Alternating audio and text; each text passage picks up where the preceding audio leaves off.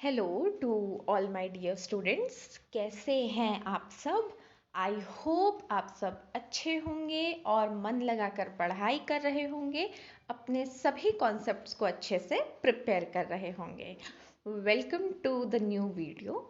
आज हम लोग class 6th geography chapter 1 the earth in the solar system को समझते हैं।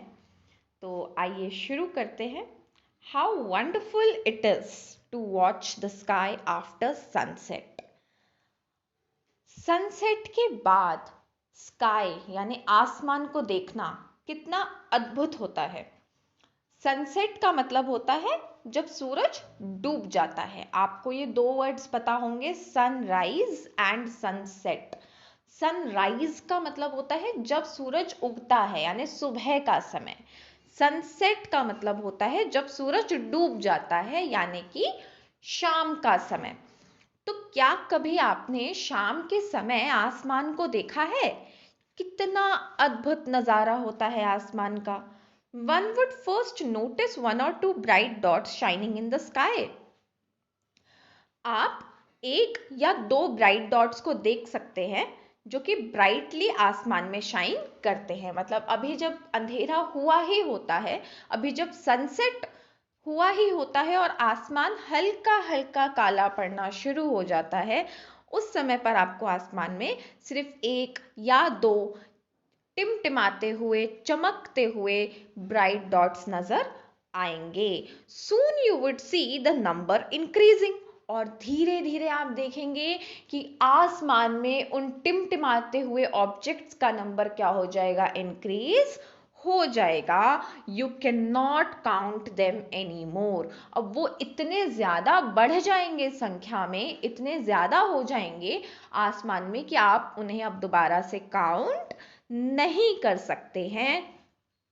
The whole sky is filled with tiny shining objects। और जो पूरा का पूरा जो स्काई है वो किससे भर जाता है? वो छोटे छोटे शाइनिंग ऑब्जेक्ट्स से भर जाता है। Some are bright, others dim. और ये जो छोटे छोटे टाइनी शाइनिंग ऑब्जेक्ट्स होते हैं, कुछ तो बहुत ब्राइट होते हैं और कुछ कैसे होते हैं, काफी डिम होते हैं। It seems as if the sky is studded with diamonds. और ऐसा लगता है मानो ये जो आसमान है ये डायमंड से भर गया हो। ऐसे बोलते हैं ना कि हीरों से जड़ गया हो, हीरे जड़े हों, यानी कि डायमंड से पूरा भरा हुआ हो। They all appear to be twinkling. वो सब हमें टिमटिमाते हुए नजर आते हैं।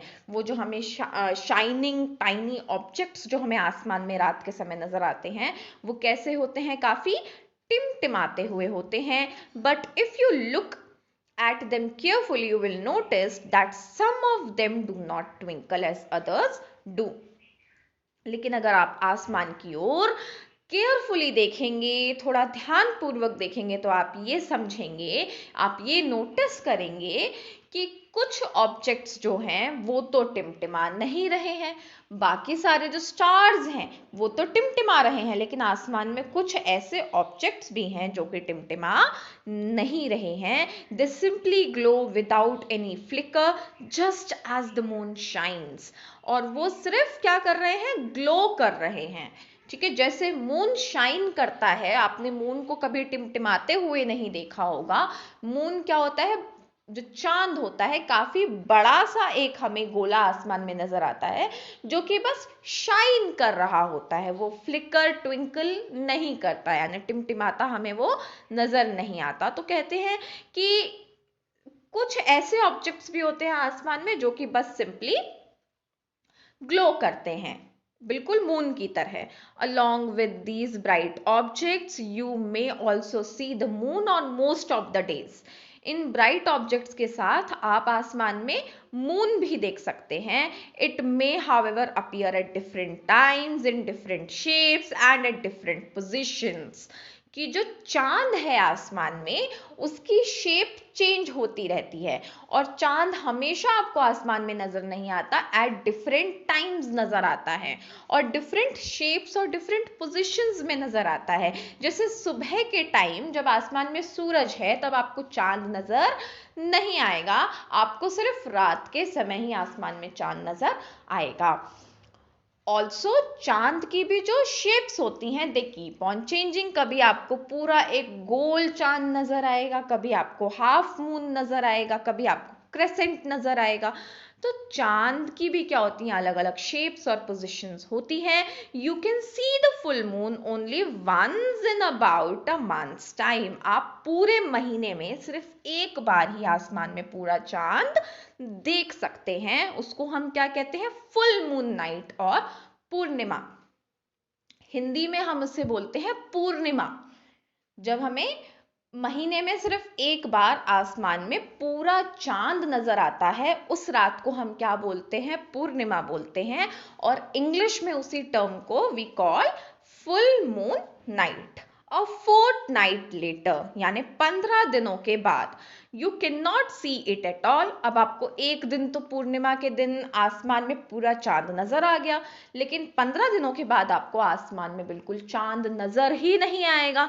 It is a new moon night और अमावस्या, जब आपको आसमान में बिल्कुल भी चांद नजर ना आए उस रात को हम क्या कहते हैं, अमावस्या कहते हैं, या फिर इंग्लिश में बोले तो new moon night. On this day you can watch the night sky best provided it is clear night. इस दिन आप आसमान को अच्छे से देख सकते हैं, बस शर्त यह है कि उस दिन आसमान साफ होना चाहिए, यानी अगर कोई बादल वगैरह ना हो, आसमान अगर मौसम साफ हो तो आप उस दिन उस रात आसमान को अच्छे से नोटिस कर सकते हैं। Do you wonder why can't we see the moon and all those bright tiny objects during the day time? कभी क्या आपने ये सोचा है कि हम चांद को और उन सभी टाइनी ब्राइट ऑब्जेक्ट्स को डे टाइम में क्यों नहीं देख पाते? It is because the very bright light of the sun does not allow us to see all these bright objects of the night sky. ऐसा इसलिए है क्योंकि दिन के समय आसमान में क्या होता है, सूरज होता है, सूरज दादा होते हैं, सन होता है, और उसकी इतनी ज्यादा ब्राइट लाइट होती है कि उसके सामने हमें बाकी कोई भी ऑब्जेक्ट आसमान में नजर ही नहीं आता है। तो वो सभी ब्राइट ऑब्जेक्ट्स जो हमें नाइट स्काई में नजर आते हैं हमें दिन के टाइम आसमान में नजर नहीं आएंगे, because of the bright light of the sun. यहां से देखिए 1 मार्क क्वेश्चन आ सकता है कि what are celestial bodies. Celestial bodies क्या होती हैं?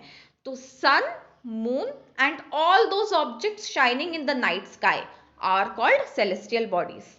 सूरज, चांद और वो सभी शाइन करते हुए ऑब्जेक्ट्स जो भी हमें आसमान में नजर आते हैं वो सब क्या हैं, सेलेस्टियल बॉडीज हैं।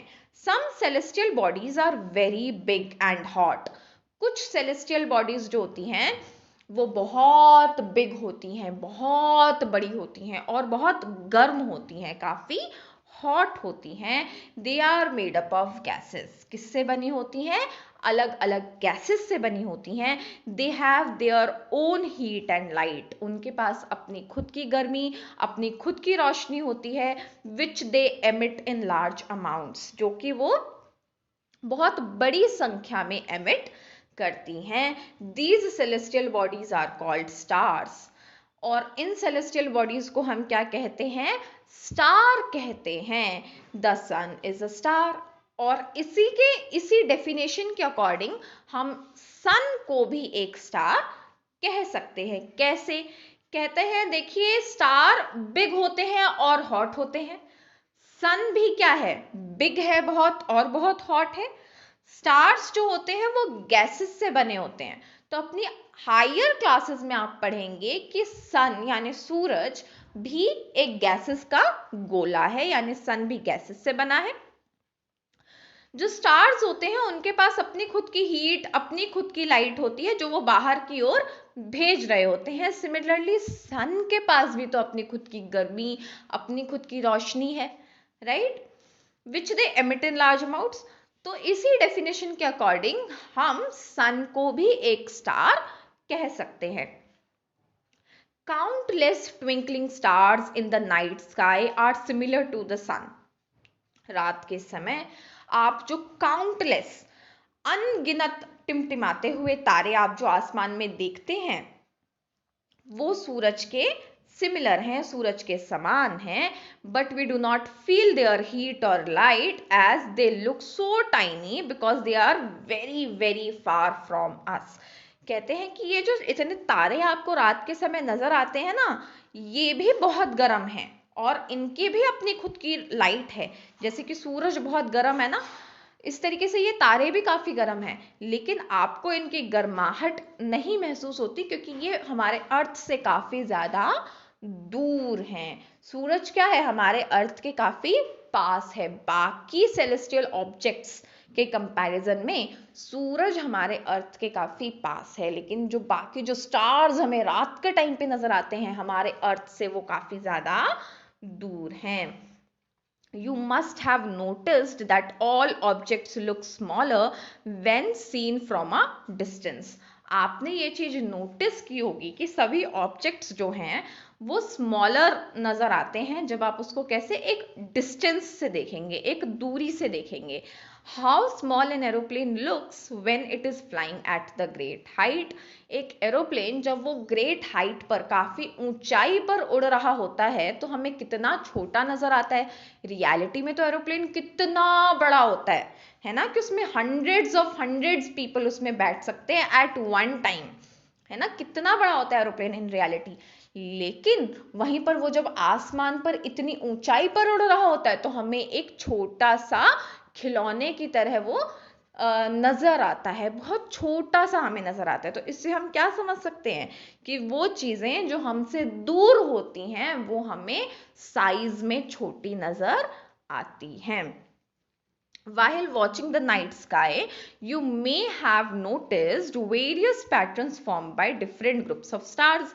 अब कभी जब आपने नाइट स्काई को देखा होगा, रात की समय पर जब आपने आसमान को देखा होगा, तो आपने ये नोटिस किया होगा कि आसमान में अलग अलग ग्रुप ऑफ स्टार्स अलग अलग क्या बनाते हैं, पैटर्न्स बनाते हैं, शेप्स बनाते हैं। These are called constellations. इसे हम क्या कहते हैं, कॉन्स्टिलेशंस कहते हैं। जब ग्रुप ऑफ स्टार्स अलग अलग शेप्स बनाते हैं आसमान में, उसे हम क्या कहते हैं, कॉन्स्टिलेशन कहते हैं। उर्सा मेजर और big bear is one such constellation. अब यहाँ पे इन्होंने क्या दिया है, एग्जाम्पल दिया है कॉन्स्टिलेशन का, कि उर्सा मेजर या फिर बिग बियर जो है ऐसे ही एक कॉन्स्टिलेशन का एग्जाम्पल है। One of the most easily recognizable constellation is the Saptarishi. ऐसा ही एक इजीली रिकॉग्नाइजेबल जो कॉन्स्टिलेशन है वो क्या है, सप्तऋषि है। सप्त का मतलब होता है 7, ऋषि का मतलब होता है sages. It is a group of 7 stars that forms a part of the Ursa Major constellation. और ये जो 7 स्टार्स का जो ग्रुप है यही मिलकर क्या बनाता है, उर्सा मेजर बनाता है। Ask someone elder in your family or neighborhood to show you more stars, planets and constellations in the sky. अपनी फैमिली में किसी बड़े को, किसी पड़ोस में किसी बड़े को आप बोलिए, जिसको भी आप जानते हो, जिस पे भी आप ट्रस्ट करते हो, उससे और इंफॉर्मेशन लीजिए नाइट स्काई के बारे में और उससे बोलिए कि आपको और स्टार्स, प्लैनेट और कॉन्स्टिलेशन स्काई में वो दिखाए। In ancient times people used to determine directions during the night with the help of stars. Ancient time यानी कि पहले के समय में लोग जो थे डायरेक्शंस का पता लगाते थे रात के समय पर with the help of stars. तारों की मदद से वो डायरेक्शंस का पता लगाते थे।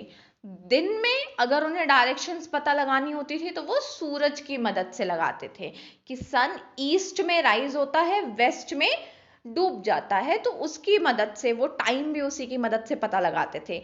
तो दिन में तो उन्हें डायरेक्शंस और टाइम वगैरह बताने के लिए देयर वाज सन, रात में कैसे आप पता लगाएंगे? तो रात में वो तारों की मदद से पता लगाते थे। The north star indicates the north direction. अब नॉर्थ स्टार जो है वो नॉर्थ डायरेक्शन का बताता है हमें। It is also called pole star, और इसे पोल स्टार भी कहते हैं। आपने हिंदी में अपनी मम्मी को या किसी बड़े को बोलते हुए सुना होगा ध्रुव तारा।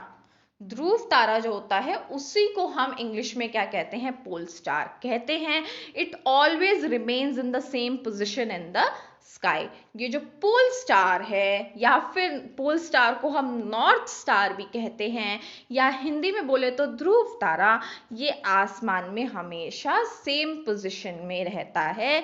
We can locate the position of the pole star with the help of Saptarishi. अब सप्तऋषि जो कॉन्स्टिलेशन बनता है आसमान में, जो एक पैटर्न बनता है, उसकी मदद से हम पोल स्टार को लोकेट कर सकते हैं। Look at figure 1.1, you will notice that if an imaginary line is drawn joining the pointer star and extended further it will point to the pole star। आप इस पिक्चर को आप देखिए, इसमें सप्तऋषि दिखाए गए हैं। कैसे? 1, दिस इज स्टार 1, 2, 3, 4, 5, 6, 7। तो जो 7 स्टार्स हैं, 1 सेकेंड, ये जो 7 स्टार्स हैं, अगर इनसे हम एक सीधी रेखा में देखें तो हमें क्या नजर आएगा? एक पोल स्टार यानी कि नॉर्थ स्टार नजर आ जाएगा। तो when we locate the position of the pole star with the help of Saptarishi, you look at the figure 1.1। अच्छा, ये हमने रीड कर लिया था। तो पोल स्टार जो है, आप सप्तऋषि की मदद से पोल स्टार को लोकेट कर सकते हैं। Some celestial bodies do not have their own heat and light। अब कुछ ऐसी भी celestial bodies होती हैं जिनकी अपनी खुद की हीट और लाइट नहीं होती है। They are lit by the lights of the stars। वो स्टार्स की लाइट से जगमगाते हैं। Such bodies are called planets। ऐसी ही बॉडीज को हम क्या कहते हैं? प्लैनेट्स कहते हैं। The word planet comes from the Greek word planetai. और ऐसे जो वर्ड हैं प्लैनेट, कहाँ से आता है? वो ग्रीक वर्ड प्लैनेटई से आता है, विच मीन्स वेंडरर्स, जिसका मतलब क्या होता है? भटकने वाला। The earth on which we live is a planet. Earth जिस पर हम रहते हैं उसे क्या कहते हैं? प्लैनेट कहते हैं। It gets all its heat and light from the sun. वो अपनी पूरी हीट और लाइट कहाँ से लेता है? सन से लेता है। Which is our nearest star, जो कि क्या है? हमारा नियरेस्ट स्टार है। If we look at the earth from a great distance, say the moon, it will appear to be shining just as the moon. अगर हम अर्थ की तरफ देखें फ्रॉम अ ग्रेट डिस्टेंस, मान लीजिए कि हम मून पर चले जाएं, ठीक है, चांद तक हम जा चुके हैं, मान लीजिए कि हम चांद पर चले जाएं और चांद से फिर हम अर्थ की तरफ देखें, तो हमें अर्थ कैसा नजर आएगा? हमें अर्थ वैसा ब्लू और ग्रीन और वैसा जैसे हमें ग्लोब नजर आता है वैसा नजर नहीं आएगा। हमें अर्थ भी एक चमकता हुआ ऑब्जेक्ट नजर आएगा इतनी दूरी से, ठीक है। जैसे कि अभी हमें मून नजर आता है, it will appear to be shining just as the moon. The moon that we see in the sky is a satellite. अब रात के समय आप जो चांद देखते हैं आसमान में, वो क्या है? एक सैटेलाइट है। मून हमारे अर्थ का एक नेचुरल सैटेलाइट है। It is a companion of our earth and moves around it. ये क्या है? हमारे अर्थ का कंपेनियन है और अर्थ के चक्कर लगाता है। जैसे हमारा अर्थ सन के चक्कर लगाता है, ठीक उसी तरीके से जो मून है वो अर्थ के चक्कर लगाता है। आई होप आपको समझ आ रहा होगा। Like our earth there are 7 other planets. अब जैसे अर्थ एक प्लैनेट है, ठीक उसी तरीके से आसमान में 7 और प्लैनेट्स हैं। यूनिवर्स में 7 और प्लैनेट्स हैं that get heat and light from the sun. और इनको हीट और लाइट कहाँ से मिलती है? सन से मिलती है। Some of them have their moons too. और हर एक प्लैनेट के पास अपनी खुद की नेचुरल सैटेलाइट होती है। इंटरेस्टिंग फैक्ट देखते हैं, Jupiter, Saturn and Uranus have rings around them. जैसे जुपिटर है, सैटर्न है, यूरेनस है, इन सब के आसपास क्या होती हैं? रिंग्स होती हैं। These are belts of small debris. ये क्या है? स्मॉल डेब्रिस की बेल्ट्स हैं। These rings may be seen from the earth with the help of a powerful telescope। आप जुपिटर, सैटर्न, यूरेनस जैसे प्लैनेट्स के इर्द गिर्द आसपास इन रिंग्स को देख सकते हैं with the help of a powerful telescope. Telescope ऐसी मशीन होती है जिसकी मदद से आप अर्थ पर रहते हुए अंतरिक्ष की घटनाओं को देख सकते हैं। So your homework for the next part is you will write the name of all the 7 planets in the comment section below. Hope you enjoyed and stay tuned. Have fun. Happy learning.